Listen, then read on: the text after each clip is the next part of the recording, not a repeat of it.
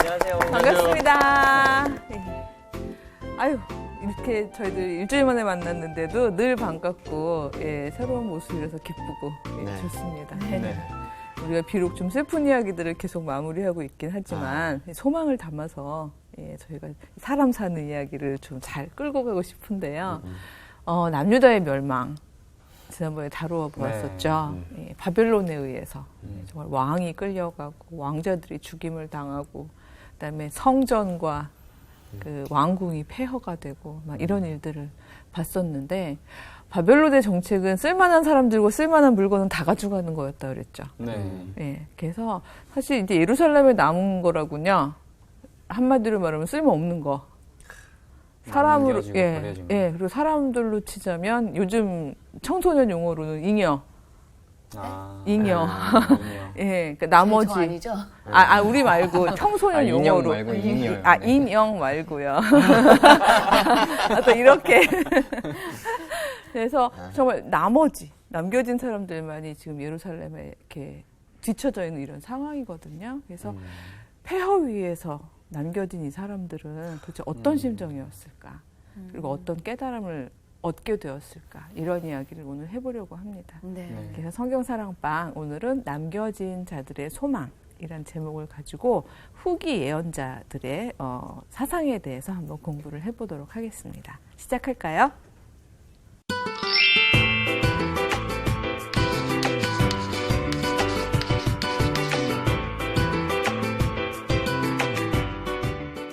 예, 저희가 사실 예레미야의 슬픈, 정말 눈물 없이는 들을 수 없었던 그 마지막에 대해서 저희가 막 계속 살펴보았었는데, 그 예레미야가요, 이해할 수 없는 행동을 사실은 망하기 1년 전에 했어요.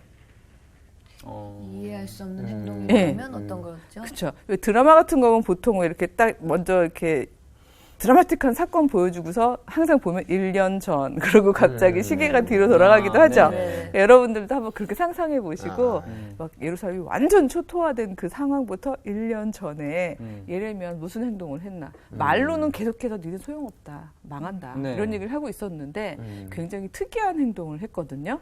그게 뭔가 하면요, 밭을 사요. 밭을? 예, 땅을 사요, 땅을. 예. 투기하는 거 아니에요?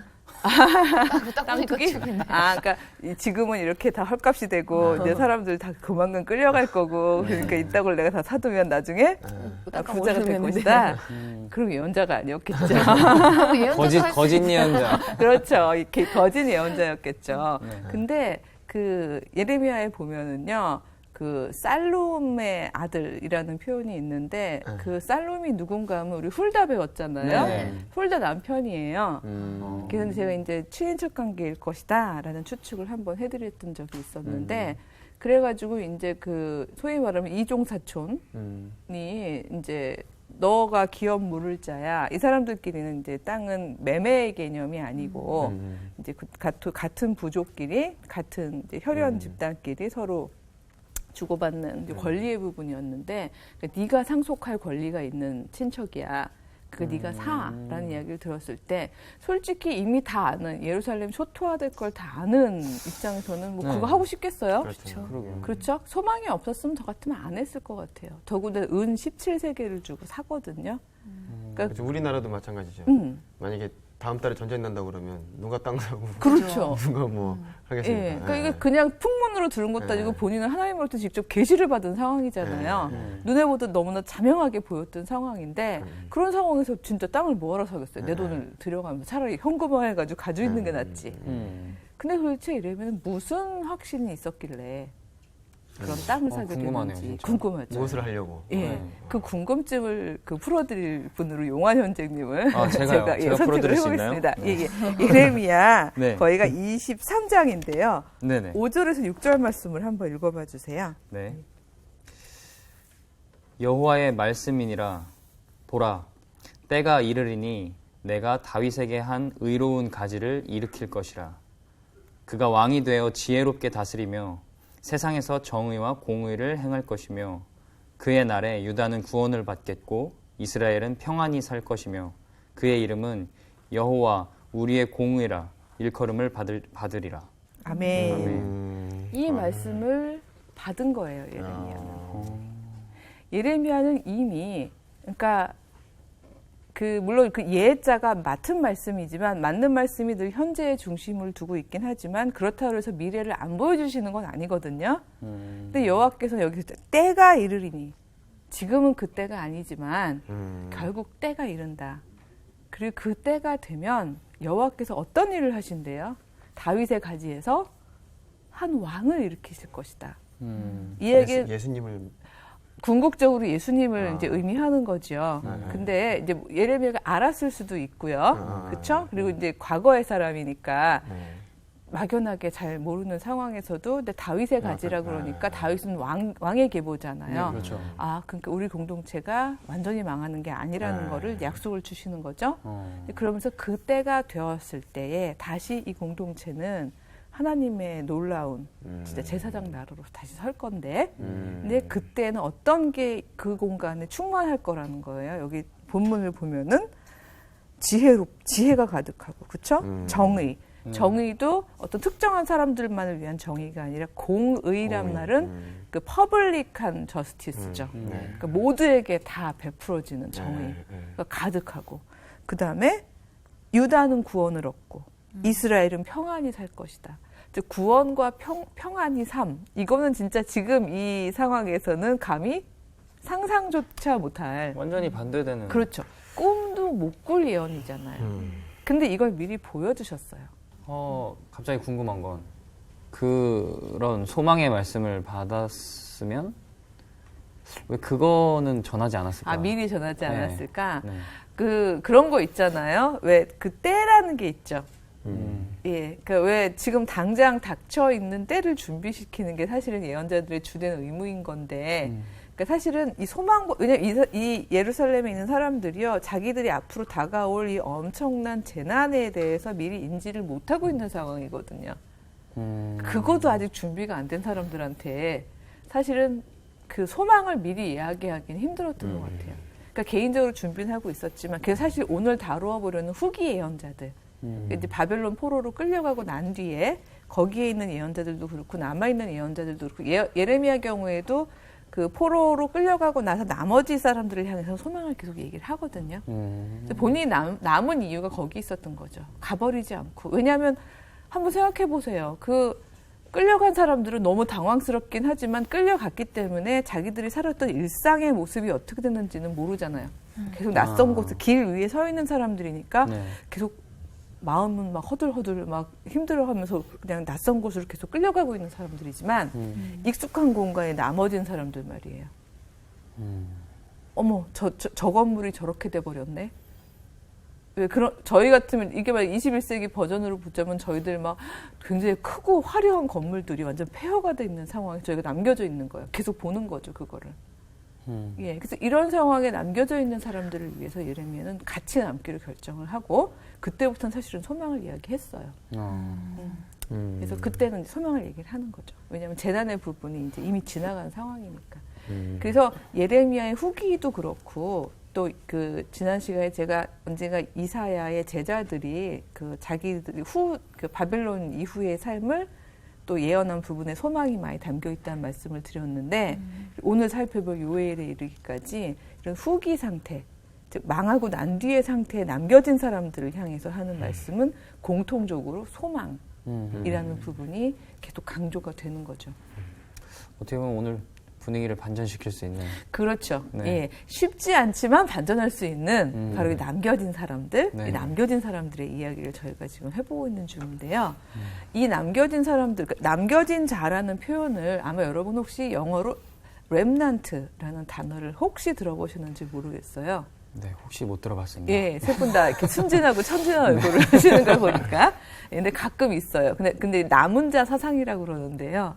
후기 예언자들한테 거의 공통으로 보이는 사상이에요. 이 남겨진 자.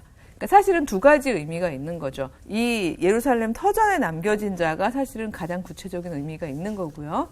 그리고 끌려간 사람들 중에서도 거기에 교화되지 않고 바벨론의 문명에 흡수되지 않고 어떤 여호와 신앙의 정수를 잘 가지고 남겨져 있던 사람들. 그들 중에 아주 소수가 나중에 한 반세기 이후에 돌아오거든요. 근데 그 사람들도 사실은 어떻게 보면 남겨진 자죠. 그래서 저희는 이제 다 합쳐서 남겨진 자를 이제 남은 자라는 말로 저희가 쓰고 싶은데 구약에만 또 이 남은 자라는 그 단어가요. 무려 540회 이상이 나와요. 남겨진 자. 예. 그러니까 사실은 이 남유다가 완전히 망했을 때만 사실은 구약의 인물들 중에 처음 남겨진 자가 있는 건 아닌 것 같아요. 여러분이 알고 있는 성서의 인물들 중에서 정말 폐허 위에 네. 너무 비참한 폐허 위에 남겨졌던 가장 첫사람은 누구였을까요? 노아. 바로 나오네요. 딱 혼자 남겨졌잖아요. 예, 물론 가족들이 조금 가족들이 있긴 했지만 저희는 거기서 굉장히 생략된 모습으로 봐서 그렇지 비록 물은 빠졌지만 물 빠지고 남은 공간이 반드시 아름다운 공간만은 아니었을 거예요. 그렇죠? 네. 굉장히 많은 생명체가 이미 죽은 상태였기 때문에 바로 방주를 딱 열고 나왔을 때 기분이 어땠을까요? 전 무서웠을 것 같아요. 무서움. 이게 저도 가장 큰 감정이었을 것 같아요. 혹시 또 떠오르는 저희가 그동안 쭉 배웠던 인물들 중에서 홀로 남겨진 거에 대한 부담감이 컸을 만한 인물이 또 있을까요? 홀로 남겨진. 저희가 배운 사람들 중인가요? 배운 사람들 중에서. 아니, 있는 거는 같은데 잘 생각이 안 나요. 예, 안 나도 괜찮아요. 아, 네. 엘리야 같은 경우에도 엘리야. 제 생각은 다른 선지자들이 엘리야가 다 남겨졌다라고 볼 수 있나요? 그러니까 이렇게 물리적으로 폐허가 된 상태는 아니지만 여호와를 전하던 선지자들이 그 아합과 이세벨의 세력에 의해서 거의 죽임당한. 초토화됐었잖아요. 얼마나 죽임을 많이 당했으면 정말 피바다였고 그 엘리야 같이 권능의 사람조차도 시냇가에 숨어서 까마귀가 물어다 주는 음식으로 연명을 하면서 까마귀가 있었네요 옆에. 그렇게 예. 보면은 안 외로웠나요? 그렇게 보면은 네. 다윗도 남겨져 있지 않았을까 싶은데요.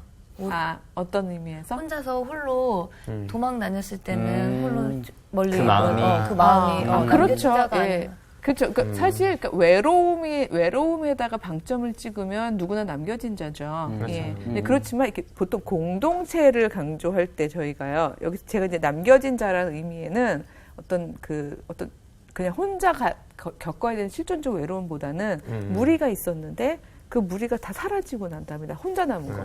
다 사라지고 무너졌는데 나는 건강해. 어떤 이런 상황도 있는 거예요. 그러니까 재난 같은 데서 그렇죠. 나 혼자 살아남는 예. 그런 상황에 대한 묵상을 오늘 하는 거죠. 왜냐하면 이제 엘리야 경우에도 선지자 공동체가 있었는데 다 없어지고 자기만 살아남은 거고, 그다음에 노아 같은 경우에도 온 생명체가 다 없어지고 살아남는 거고, 그다음에 오늘 우리가 살펴볼 사람들은 이스라엘이라는 하나님께서 진짜 뽑아서 제사장처럼 삼아주겠다. 온 인류에게 너희가 아마 하나님과 사람들을 연결해주고 하나님과 이 온 생명체를 연결해주는 제사장의 역할이 그거잖아요. 연결해주는. 네. 바로 그런 존재로 삶는 공동체다라는 약속으로 살았는데 다 없어지고 폐허가 되고 다 끌려가고 남겨진 사람들. 그러니까 이런 사람들이라면 훨씬 갖는 그 두려움, 공포감, 부담감 이런 게 컸겠죠. 그래서 저는 한편으로는 그 두려움이 먼저는 있지만 시간이 갈수록 하나님과의 관계가 더 회복되는 그래서 하나님을 더 붙잡게 되고 이제 그 하나님이 이루어 가실 어떤 내가 그 어떤 위치에 있다는 것에 대한 이제 거룩한 부담감이 생기면서 그렇죠. 그것을 잘 해나가는 어떤 그런 모습들을 보이지 않았을까. 하나님만이 소망. 예, 그러니까 두 가지 포인트를 다 잘 집어주신 게 시간이 갈수록 이라는 부분과 거룩한 부담감을 갖는 것, 소망을 품고서 바로 그런 부분들이 사실은 이 후기의 예언자들이 모두 공통으로 이제 가졌던 그리고 하나님께 맡았던 말씀의 내용들이었는데요. 이사야도 그랬다는 걸 우리 한번 보기 위해서 우리 인영자매님께서요. 이사야 10장 20절에서 21절을 한번 읽어봐 주세요. 거기가 이제 남은 자를 얘기하는 가장 대표적인 구절들의 하나거든요. 네. 그날에 이스라엘의 남은 자와 야곱 족속의 피난한 자들이 다시는 자기를 친 자를 의지하지 아니하고 이스라엘의 거룩하신 이 여호와를 진실하게 의지하리니 남은 자 곧 여호와의 남은 자가 능하신 하나님께로 돌아올 것이라. 예, 아멘. 아멘. 예, 그 야곱의 남은 자라는 거는요. 그 이제 이스라엘과 야곱은 이제 이름을 같이 보면 되잖아요. 네네. 왜냐면 야곱이 이제 하나님과 그 저에게 축복을 해주세요. 당신의 사람이 되게 해주세요. 해가지고 여호와께서 이스라엘이라는 이름을 주셨기 때문에 사실 이 야곱이라는 이름이 나오면 12지파 이스라엘 공동체를 의미하게 되는 건데 바로 그날에 어느 날인지는 모르지만 네. 바로 그날에 이스라엘의 남은 자와 야곱 족속의 피난한 자들이 다시는 자기를 친자를 의지하지 않을 거다. 이게 이사야 10장인 거 보면 상당히 초기 예언임에도 불구하고 이사야는 바로 그 날에 대한 말씀을 이제 미리 맡은 거죠. 그렇죠? 자기를 친자라면 이제 여기서는 이제 바벨론이겠죠. 네. 그렇게 그 큰 힘을 의지하지 않고 오직 누구를 의지한대요? 여호와. 여호와를 의지하게 된다는 거죠. 그리고 다시는 어떤 다른 인간 세력을 의지하는 게 아니라 오로지 여호와를 의지하는 그런 이제 신앙을 완전히 회복하게 된다는 건데 바로 이런 메시지가 사실은 이제 그 소위 말해 남은 자라는 의미가요. 어원을 따져 보면은 이게 그루터기라는 의미가 있어요. 그 우리가 이제 보통 건축물 같은 거 만드는 사람들은 뭘 쓸모 있다고 생각하죠?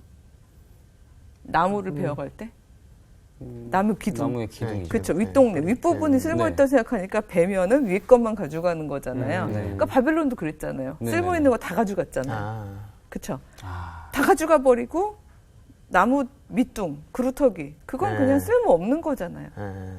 그러니까 건축자들의 버린 돌이라는 표현도 사실은 저는 이제 같은 맥락에 있다고 보는데 세상 사람들의 눈에는 그 쓸모라는 부분, 그 물질적인 그 쓸모라는 부분으로 보는 사람들이 볼 때는 버려진 거예요. 잉여예요. 아까 깜짝 놀라셨던. 그래서 그냥 그렇게 남겨져서 그냥 휙 버림을 받았는데 사실은 그게 온전히 하나님의 존재자에게 뿌리를 내리고 사실은 그루터기로 남아있는 거죠. 생명이 없어 보이고 미미해 보이지만 근데 그것이 남겨졌을 때 어떤 일이 생겨나는지 시간이 지나면 어떤 일이 생기는지 너희 모르지 이런 개념이 이제 예언자들에게 계속해서 있는 건데 그 부분이 굉장히 중요한 부분을 저희가 한번 읽어봤으면 좋겠어요. 네. 거기가 이사야 6장이거든요. 이사야 6장에 9절에서 13절 말씀인데요. 저부터 한 절씩 읽고 그리고 마지막 절은 저희가 함께 한번 읽어보죠. 네. 예. 여호와께서 이르시되 가서 이 백성에게 이르기를 너희가 듣기는 들어도 깨닫지 못할 것이요 보기는 보아도 알지 못하리라 하여 이 백성의 마음을 둔하게 하며 그들의 귀가 막히고 그들의 눈이 감기게 하라. 염려하건대 그들이 눈으로 보고 귀로 듣고 마음으로 깨닫고 다시 돌아와 고침을 받을까 하노라 하시기로. 내가 이르되 주여 어느 때까지일까 하였더니 주께서 대답하시되 성읍들은 황폐하여 주민이 없으며 가옥들에는 사람이 없고 이 토지는 황폐하게 되며 여호와께서 사람들을 멀리 옮기셔서 이 땅 가운데 황폐한 곳이 많을 때까지니라. 그 그중에 중에 10분의 10분의 1이 아직 남아있을지라도 이것도 황폐하게 될 것이나 밤나무와 상수리나무가 배임을 당하여도 그 그루터기는 남아있는 것 같이 거룩한 씨가 이 땅의 그루터기니라 하시더라. 아멘. 예, 아. 그렇죠. 하나님이 옳습니다. 예, 아멘 말씀. 저는 솔직히 좀 부끄럽거든요. 왜냐면 좀 전에 오빠가 시간이 지남에 따라서 하나님에게 그러니까 생각을 하나님께 집중하는 그렇게 말씀하셨을 때 저는 사실 반대로 생각했거든요. 물론 시간이 필요하겠지만 정말 무너질 수도 있겠다라고 저는 좀 생각을 했었는데 이걸 읽으면서 조금 부끄럽게 제 자신이 그러니까 하나님은 아셨던 거지. 오히려 이제 이렇게 되면 너희와 나의 관계가 더 회복될 것이라는 거를 아시고 사실은 견뎌라. 이 지나감을 보아라. 어떤 그런 연단에 원래 난세가 영웅을 만드는 법이고요. 고난이 사람을 성장시키잖아요. 그러니까 사실은 저는 어렸을 때 이 구절 읽을 때 초반 부분이 되게 이해가 안 됐었어요. 왜냐하면 듣기는 너희가 가서 아무리 얘기해도 그 사람들 내가 귀 막을 거다. 눈 안 보이게 할 거다. 너희 예언 어차피 실패할 거다. 이런 얘기가 앞에 있는 걸 보면 읽을 네. 때마다 아 그럴 걸 왜 해? 막 이런 생각을 어렸을 때 했던 것 같아요.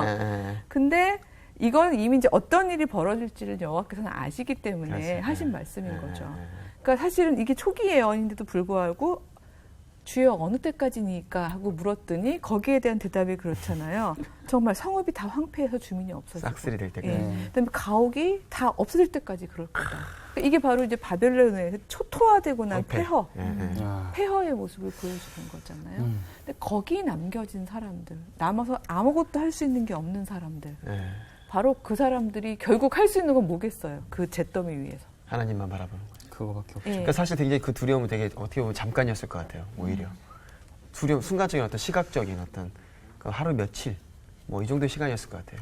그다음에 오히려 이제 하나님께 더 집중하는. 그러니까 오히려 일상이 문제가 많은 일상이 지속될수록 사실은 그거는 겉으로 볼 때는 아무런 문제가 없어 보이지만 그게 어떤 면에서는 저주일 수 있어요. 왜냐하면 일상이 지속되기 때문에 성찰을 못하는 거예요. 그렇죠. 뭐가 문제인지 모르는 거예요. 네, 근데 내 일상이 다 흔들리고 폐허가 돼버렸어요. 그거 자체는 정말 두렵고 끔찍한 일이지만 할 수 있는 일상이 없어요. 삶이 이어지질 않는 거예요. 제 삶 같아요. 몇 년 전, 아니, 진짜로, 정말로. 진짜 그 몇 년 전에는 정말 맨날 이렇게 이어지고는 있으나 이 상황이 왜 이렇게 되는지도 모르겠고. 근데 그런 쌍날 차례예요. 아니, 그러다가 정말로 완전히 이제 밑바닥을 쳤다가 이제 진짜 조금씩 회복이 되고 있는 단계거든요. 저는 나름대로 이제 인형이하고 이제 그 지켜보면서 한 3년 이렇게 지켜보면서 오히려 하나님과 이제 회복되는 인형이를 이제 또 보게 되는 그렇죠. 거죠. 은혜가 되는 거죠. 이 인형의 간증 자체가. 그래서 이런 사상이 너무 감사한 게 그 인형자매 한 사람만이 아니라 이렇게 올 스톱된 상황에서 많은 예언자들이 같은 묵상을 했다는 거죠.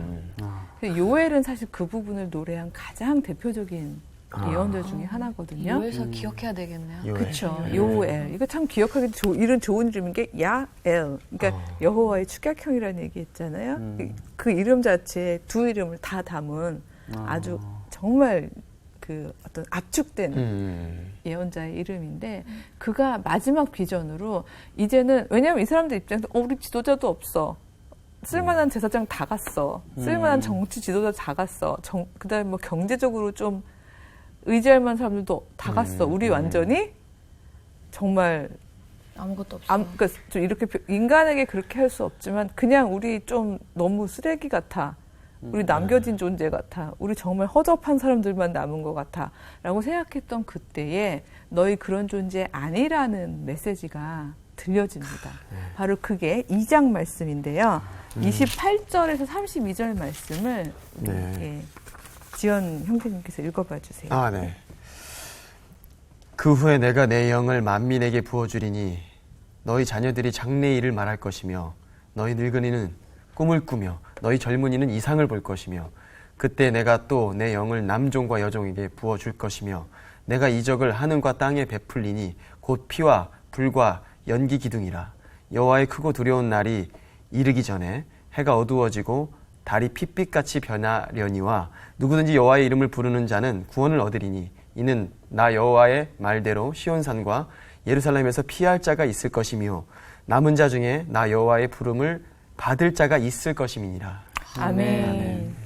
그래서 정말 중요한 부분은요. 내 영을 이제 누구에게 부어준대요? 만민에게. 만민에게. 제가 늘 줄탁동시 말씀을 이제 한자를 많이 드렸습니다만 사실은 태초부터 여호와께서는 우리 만민을 다 사실 부르고 계세요. 근데 우리가 미처 우리의 일상을 살아내느라고 여호와를 바라볼 그 순간을 못 가졌던 거죠. 많은 사람들이. 그리고 이스라엘조차도요. 그동안 여호와의 영은 누구한테만 내린다고 생각해 왔었죠? 선지자 아니면 사사 아니면 왕 지도자들 특별한 사람들 하나님께서 선택하신 소수 그 사람들만 하나님의 영을 받을 수 있다고 생각했어요. 그래서 그들만이 지도자가 되고 그들에게 우리는 그들을 중간자로 해서 여호와의 영에 의한 가르침을 받을 수 있다고 생각했었죠. 그렇게 살았던 이스라엘 입장에서는 그러시는 사람들이 싹 쓸려가고 솔직히 나머지 공동체가 되면서 정말 소망이 없을 수 있는데 그런 사람들한테 주시는 하나님의 말씀은 아니야. 내 영은 소수에게만 내리는 게 아니야. 만인이 받을 수 있는 영이야. 심지어 이스라엘만 받는 영도 아니야. 누구든지 여호와의 이름을 부르는 자는 다 구원을 얻어. 이 사상은요 굉장히 큰 사상이에요. 왜냐하면 이스라엘 사람들이 이때까지는요 여호와는 우리만을 챙기는 여호와라는 생각을 굉장히 많이 하고 있었거든요. 이스라엘만의 하나님, 우리 공동체를 사랑하시는 하나님. 그래서 우리를 구원하시기 위해서 다른 이방 민족은 마음대로 진멸해 주시는 하나님. 이런 식으로 생각을 해오면서 고백을 하고 왔었잖아요. 네. 근데 이 상황을 도저히 묵상을 할 수가 없는 거예요. 타민족에 의해서 자기들이 침을 당하고 자기들의 공동체가 와해됐잖아요. 그러니까 그 폐허 위에서 무릎 꿇고 회개하면서 기도하다가 받은 이들의 사상적인 성숙 혹은 신앙적 성숙은 아, 여호와는 우리가 배타적으로 독점할 수 있는 신이 아니구나. 여호와의 관심은 이스라엘만의 회복이 아니구나. 물론 우리의 회복을 통해서 많은 일들을 이루시겠지만 오히려 우리의 이렇게 다 흩어짐이, 즉 끌려간 사람, 남은 사람 다 합치면 흩어진 거잖아요. 네. 우리의 이 흩어짐이 사실 이 전 인류, 나아가 우주사적인 하나님의 구원의 역사를 이루기 위해서 굉장히 큰 의미가 있는 거구나라는 걸 사람들이 깨닫기 시작하는 거죠. 제가 드는 생각은 우리는 하나님이 우리 편이라고 생각을 하고 많이 살잖아요. 예. 근데 우리가 하나님 편이 돼야 되는 게 맞는 거죠. 그렇죠. 그걸 깨달은 거죠, 이 사람들이. 그동안은 자기들이 무슨 짓을 하든지 간에 우리 예언자들의 말을 안 들었던 교만했던 제사장이나 정치 지도자나 경제적인 부유한 사람들이 네. 나쁜 짓, 온갖 나쁜 짓 다 하면서도 여호와가 우리와 함께 하시지 아니하냐 이런 이야기를 했던 걸 저희가 묵상했었잖아요. 그러니까 자기네들은 무조건 그냥 여호와는 우리 엄마 아빠야 약간 이런 느낌의 자만이 있었는데 그게 아니라는 걸 폐허 위에서 깨닫는 거죠.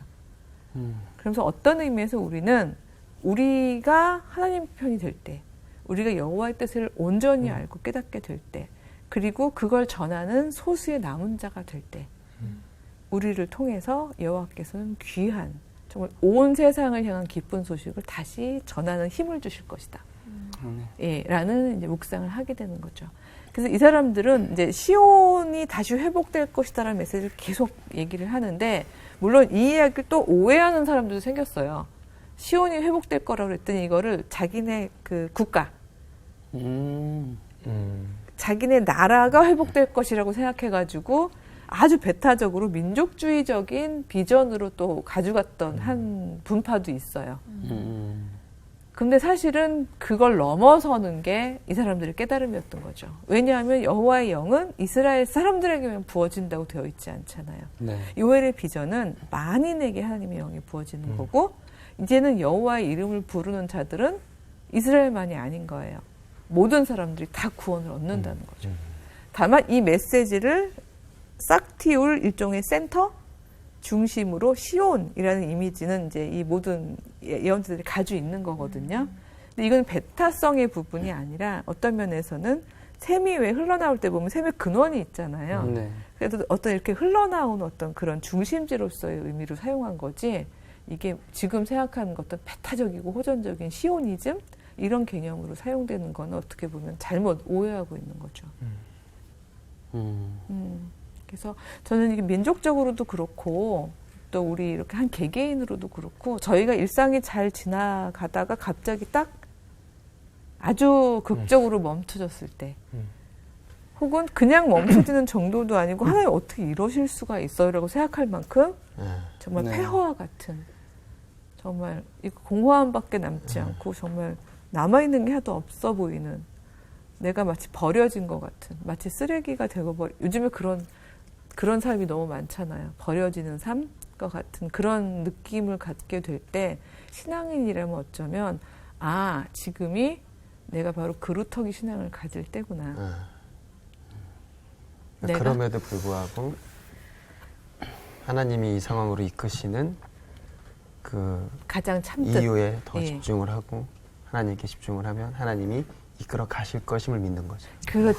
이제 힘들어요. 예. 그러니까 사실 남겨진 자의 몫은 힘들어요. 남겨진 자는 쉬운 게 아니죠. 그 거룩한 부담감이라는 키워드를 얘기해 주셨지만 부담감이 있을 수밖에 없는 노릇이죠. 왜냐하면 뿌려진 그 모든 씨앗이 다 남은 자가 아니었다는 이야기에는 굉장히 핵심적인 교훈이 있는 게, 힘들기 때문에 그냥 타협해버리거나 결실을 못 맺는, 열매를 못 맺는 이스라엘 자손들도 많았잖아요. 네. 예, 그렇기 때문에 본다면 저희 크리스찬도 마찬가지인 거죠.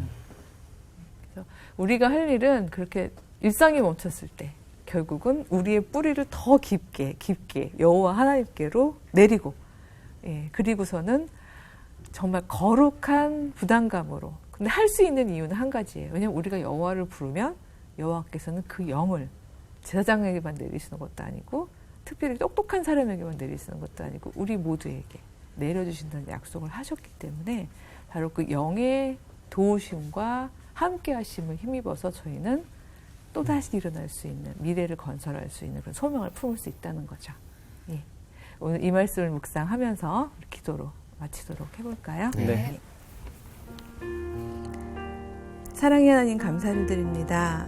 저희들의 일상이 너무 끔찍하게, 두렵게, 공포스럽게 멈춰질 때 주님, 저희들 신자임에도 불구하고 당신을 원망했을 때가 참 많았습니다. 그러나 실은 그조차도 하나님께서 저희를 너무 사랑하시며 저희들이 온전히 당신을 바라볼 수 있는 순간, 저희들의 삶을 당신 안에서 새롭게 건설할 수 있는 순간을 허락하신다는 것을 고백합니다. 저희들 남겨진 자로서 미래에 대한 소망을 품고 당신께 깊게 저희들 존재의 뿌리를 받고 그렇게 저희들의 시간을 견디며 새로운 싹을 키워내는 크리스찬들이 되게 하여 주시옵소서. 예수님의 이름으로 간절히 기도드렸습니다. 아멘.